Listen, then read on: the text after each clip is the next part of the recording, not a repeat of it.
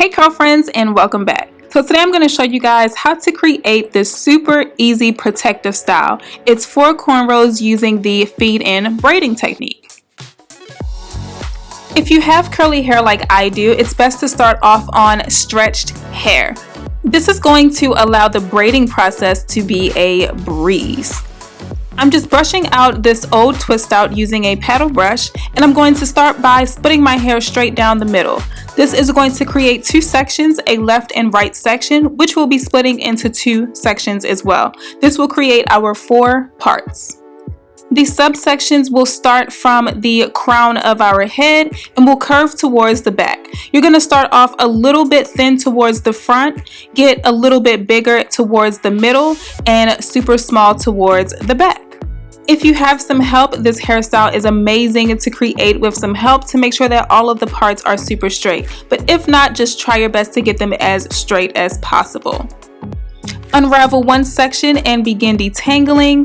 You want to make sure that your hair is super detangled before you start braiding. And I'm just going to base the entire braid from the top and the bottom of the braid, not the hair itself, with some olive oil Eco Styler gel, and just brush that in to smooth everything down. Be sure to pull away any extra hair that is not a part of the section so that it doesn't interrupt your braiding. And I'm just grabbing some basic 199 Kankalon hair from the beauty supply store and separating it into medium to small little strands. Pre-section the hair before you begin braiding to make the braiding process much more easier and quick. The feed-in technique is really simple. It's really just creating the illusion of no extension hair being added. So we're going to begin this braid with our own natural hair and add in the hair as we go. A simple braid or cornrow will have 3 sections. You'll have a left, right, and a middle section. So when you're grabbing that extension hair, you'll have 2 sections. You can add that to your index finger and add the other section to the hair that is loose. So as you can see here, I'm braiding the 2 together. I've gotten back over to my left side. I grabbed the extension hair with my index finger, and I'm just adding the other tail of that extension hair to the hair that's loose. Once again, you can see here, I have that loose hair. I'm grabbing with one index finger, I'm grabbing one section, and I'm adding in the other tail of that braiding hair to the loose section. I'm adding the hair as often as possible.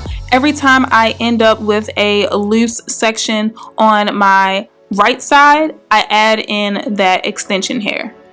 The more braiding hair that you add as often as possible, the larger the braid will get. So essentially, if you would like to get larger braids than what I have here today, just add in more hair much more frequently.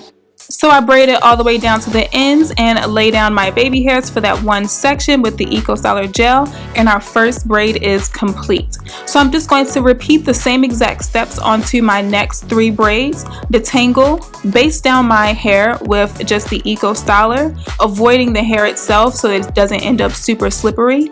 Begin braiding your natural hair and add in that extension hair as soon as you have a good grip of that braid.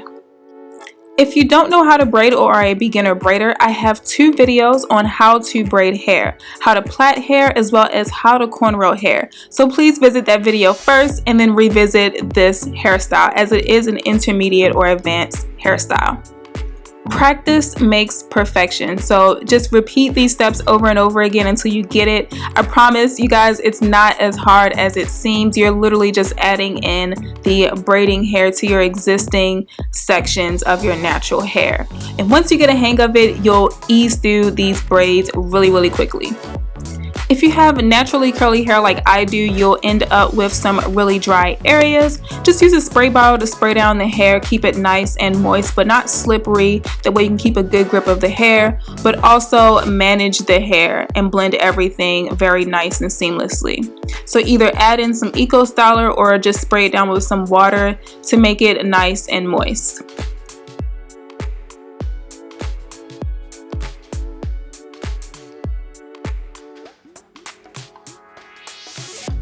I personally find that the Eco Styler makes my braids last a little bit longer. It gives a little bit more of a hold to the braids, so I love using the Eco Styler for this hairstyle. This hairstyle lasts me about 3 to 5 days depending on if I tie my hair down or not. But you can also achieve this hairstyle with a moisturizer or edge control of your choice.